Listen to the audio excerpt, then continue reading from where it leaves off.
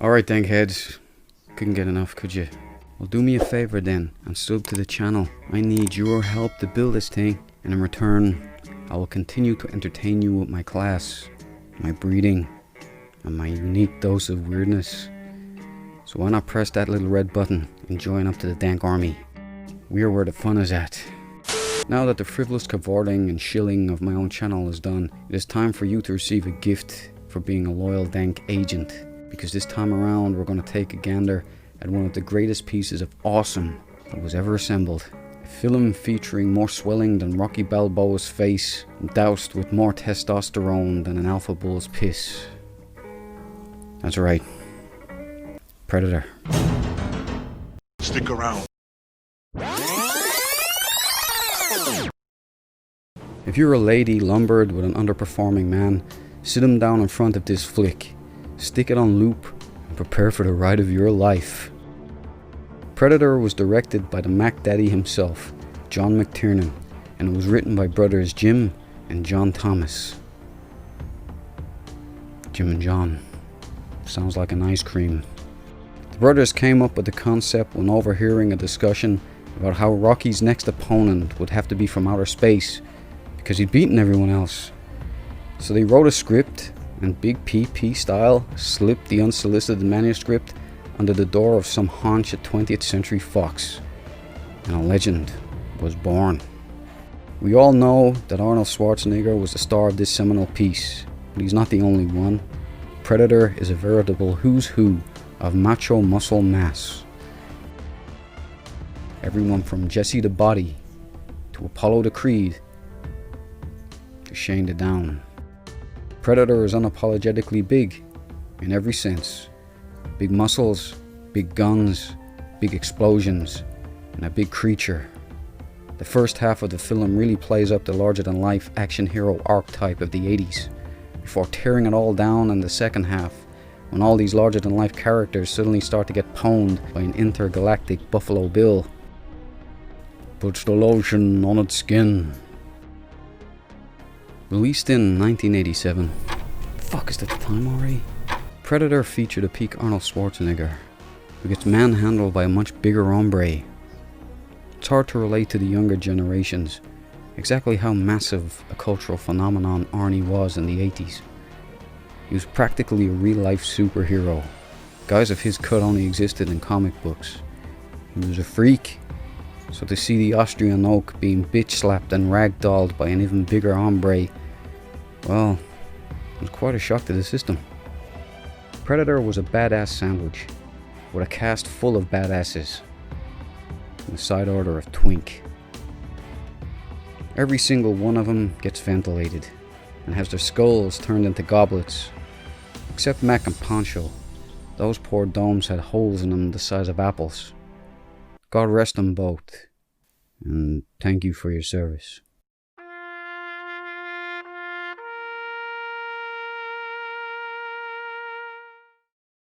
I watched this when I was no more than 10 years old. Thanks for having it on video in the golden age now. We all watched it together. They were good times. Predator was made for $15 million and went on to earn over $100 million at the box office, despite the fact that it was panned by Philistinian critics of the time. Professional critics. Pfft. They're about as useful as shit-flavored toothpaste, and it begs the question why anyone would ever pay attention to what those losers have to say. Seriously though, you're better off listening to a dick like me. At least I'll make you feel good. Predator opens with an alien spaceship flying past Earth as it releases a pod that streaks down into the atmosphere. This scene was added in post, and not even John McTiernan knew about it. Inspired by the Thing, I'd say. Then we cut to the signature theme tune, as two Huey helicopters fly into a little fishing village somewhere in South America, and unload their cargo of testosterone-fueled man mountains. This is the first time that we see the team of mercs, all dressed up in their civvies. Blaine's bald dome shines in the sun, and Dutch Schaefer, our protagonist, chills in the chopper like a deer hunter who just pulled up in his pickup truck, boy. Token on a big old stogie, and just hombreing down. But it has to be Billy's tracksuit that takes the prize for greatest contrast. He looks like a scanger on Halfpenny Bridge, begging for coin. It's so at odds with Billy's appearance and stoic character and the rest of the film that it stands out as almost comical when rewatching. It's great though, it's very humanizing. Then we come to the magic meme moment.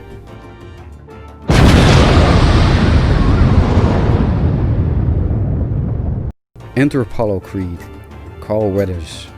He plays CIA agent and professional pencil pusher Dylan! who was hired Dutch and his team for a rescue mission to retrieve a cabinet minister and his aide from the wrong side of the border. Then one of my favourite scenes in film history starts to roll as two Huey helicopters are seen skimming just above the jungle, racing along to the blaring tune of Long Tall Sally by Little Richard.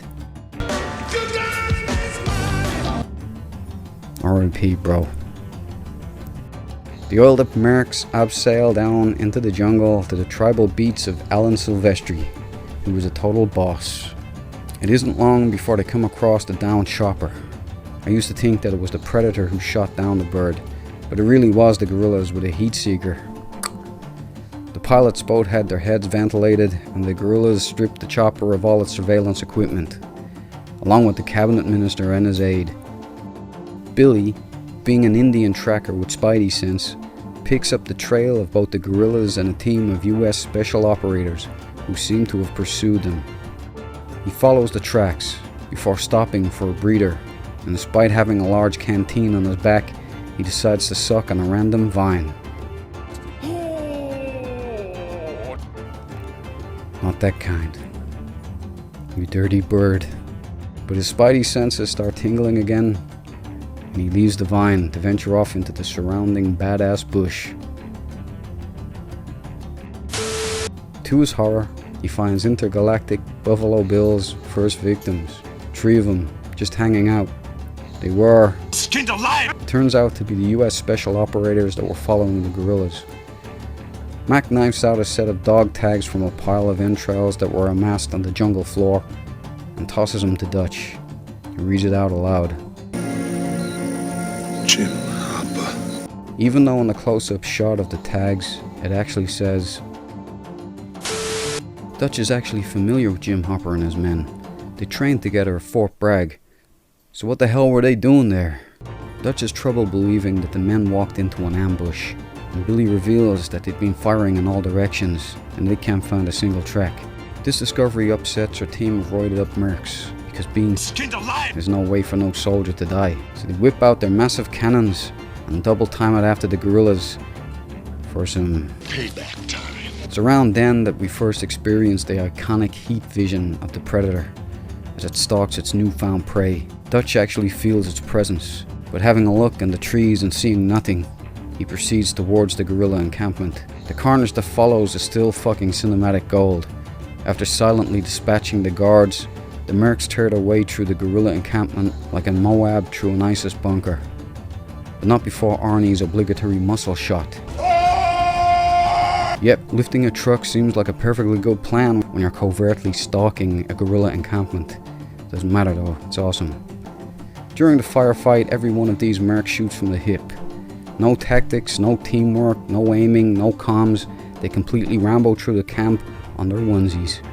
But it doesn't matter, because it looks fucking cool. This is an action movie after all.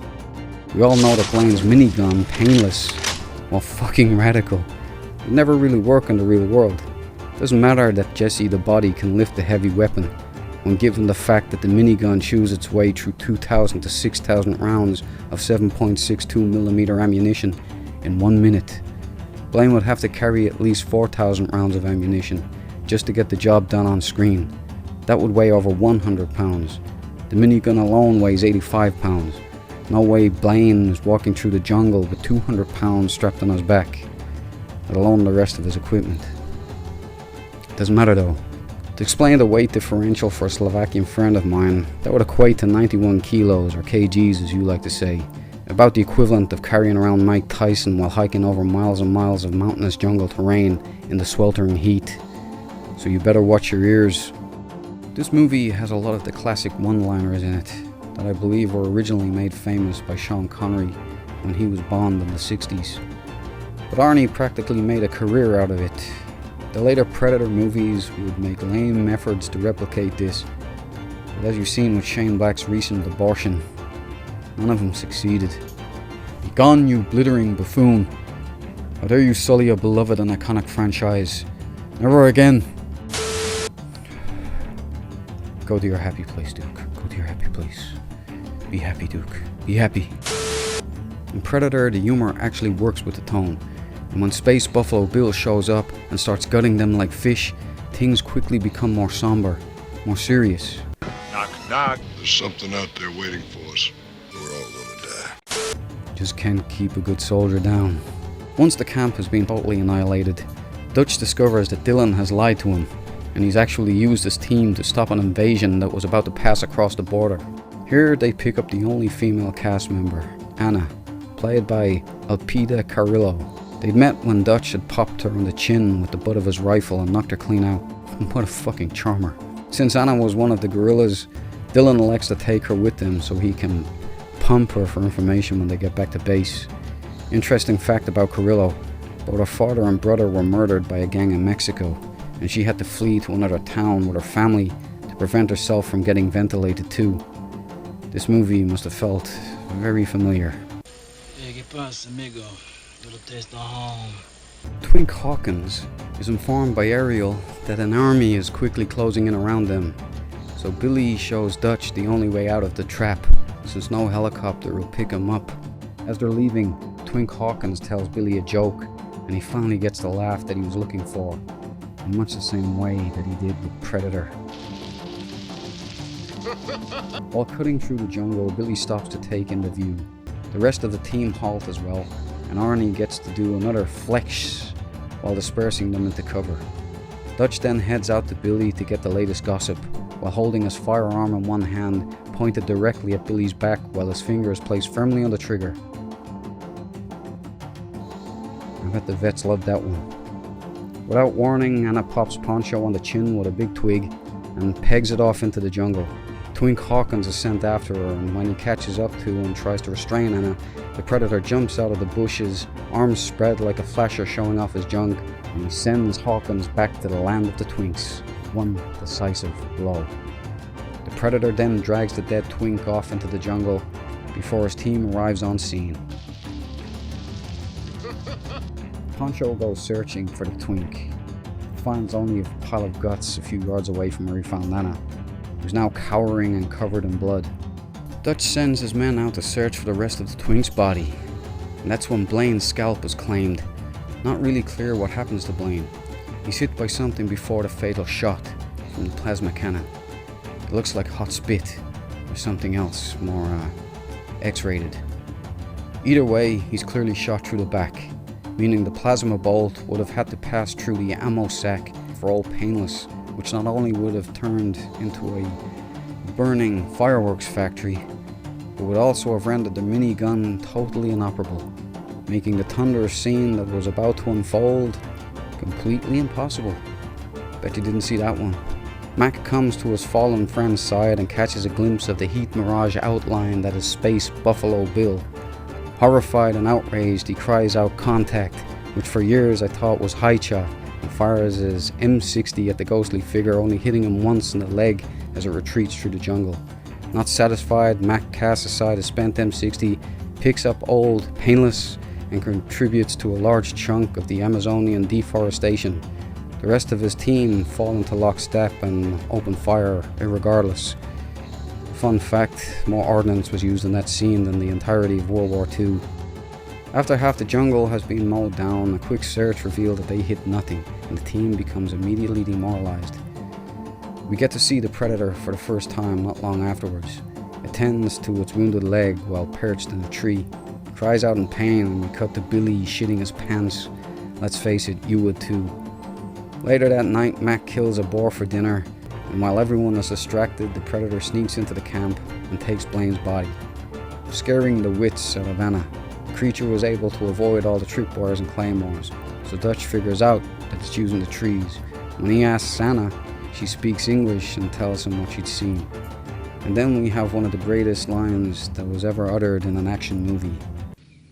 If it bleeds, we can kill it. Valiantly, the men make a last stand. They set up a trap for the predator and try to lure it in. They temporarily succeed in this endeavor when it triggers the tripwire and gets caught up in a net made out of vines. But the space hunter escapes with some well-placed plasma shots. Poncho gets busted by the resulting falling log, and from that point it all falls apart as Mac, played by a fellow Duke, chases the predator as it flees the scene like a monkey swinging through the trees. Dutch tries to go after Mac, but Dylan stops him, does some stomach breathing, and then volunteers to go after him himself. Dutch, Billy and Anna drag Poncho to the chopper, as Dylan and Mac team up to take down the predator. For some reason, Mac is not only able to track the predator, but get a clear visual on it, seemingly without the predator being aware. He points it out to Dylan, who instead of taking careful aim and opening fire, comes up with some harebrained scheme to get him into some kind of hillbilly pincer move. Come on, lads. What were you thinking at all? R.I.P. To make matters worse, Mac decides it's a good idea to crawl on his back under a load of fallen trees, and is surprised when the predator shows up and blows his cranium off. Dylan circles all the way around and finds Mac ventilated, and then hears the predator mimic Mac's voice. He sees it camouflaged in the trees and challenges him to a gunfight at the Not Okay Corral.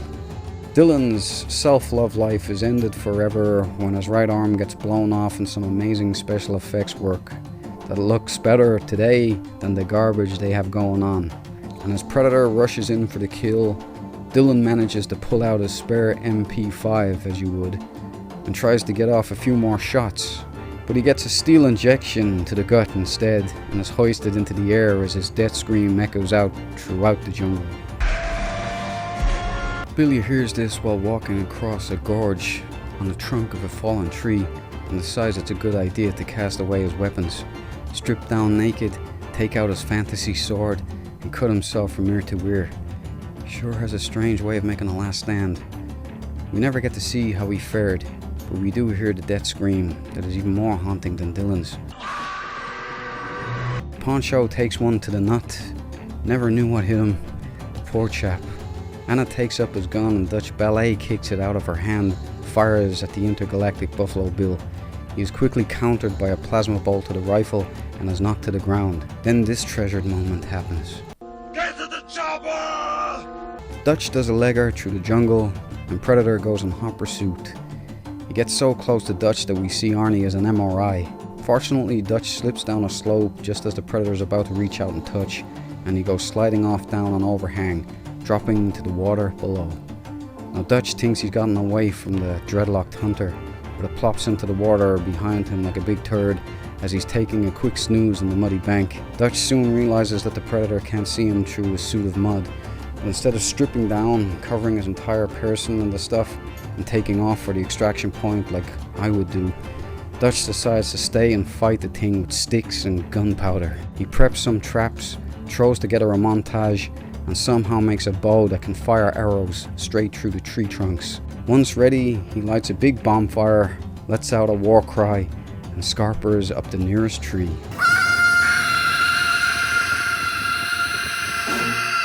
His foe shows up soon enough, in the same tree, practically climbing up Dutch's ass. But Dutch is prepared, and he swings on a vine to another tree, while the Predator looks around and goes, "Huh? What the fuck was that?" Boy, how the tide has turned. Dutch manages to launch a big boom boom stick from his super jungle bow as the Predator is warming himself by the giant bonfire, dreaming of a fresh skin suit, no doubt. The explosion injures the Predator and disables his cloaking device. He's so pissed off at this that he starts firing plasma bolts around as if he were Zeus. Completely destroys the local scenery. What a shame. Anyway, Dutch is blown out of a tree. The Predator gets a bead on him and starts shooting him up the ass. Luckily he misses with every shot, but not by much. Dutch is now role-playing as Tarzan, so he runs off to get his spear and other boom boom stick. He's able to smoke the Predator out and hurl his boom boom stick like a javelin right into the Predator's crab face. Eventually his game of cat and mouse comes to an end when Dutch swan dives into the water and all the mud is washed off his body. The Predator now is able to see Dutch, and traps him between his prongs, throws him up against a tree, and has a good old inspection of his skull. Obviously it passes muster, because the predator decides to fight Dutch hand to hand. A reward, you see, for being a worthy opponent. It's not exactly a fair fight, even without his tech. Predator is basically a 7-foot tall superhuman with armor covering half his body. But Dutch is up for it and goes on the offensive with a couple of shots, but the Predator swats him away with the mother of all bitch slaps and proceeds to whip the living soul out of him until he's left crawling along the ground like a paralyzed Bruce Willis. Eventually he outsmarts the stronger foe and crushes him with a giant log. The Predator ain't happy about this and blows his top, but Dutch manages to run faster than Usain Bolt and he escapes the resulting nuclear explosion. And that's it. Dutch hauls what's ever left of his broken body onto a chopper and gets the hell out of Dodge. He probably got straight in touch with Chris Hansen. You just don't make movies like this anymore, folks. Hollywood has lost its balls, and everything is sugar coated now. Its edges blunted down, and CGI crammed in like it was housing insulation. There's nothing we can do now but pray for the revival at some point. Shane Black would destroy whatever remained. Honestly, I've no idea how a man that gave the world lethal weapon could ever be capable of making a steaming pile of abortion like the Predator. I'd like to point out that the helicopter that whisks Dutch off to safety is actually piloted by the one and only Kevin Peter Hall, who plays the Predator in the first place. He brought most of that movement with him. Those mannerisms, the way he just acted in the suit. He was a mime, you see, and a martial artist. And at 7'1", he was a pretty big dude. Also, it's not Yautja. An ultimate badass like the Predator with a damn cool name already doesn't need to be called something that sounds like Oucha. Oucha! You chud nerds need to lay off the soy. Its name is the Predator. Stop making it uncool with your lame naming structures. Only a real sad sack would think they can come up with a better name than the Predator. Anyway, thank Army. That wraps up another one for the old Duke. Make sure to comment on this video and don't forget to subscribe to this channel. I will never be able to start my cult if you don't get me to 100,000 subs. Have a great weekend, dank ones, and I'll see you again soon in the next video. And in the meantime, it was fun. The Casio de Ferla de Sonmars. The Casio de Ferla. You know what I'm talking about. Come on, do it! Come on, do it! Subscribe to the channel, come on! Don't be a girly man, do it! Come on, do it now! What are you waiting for?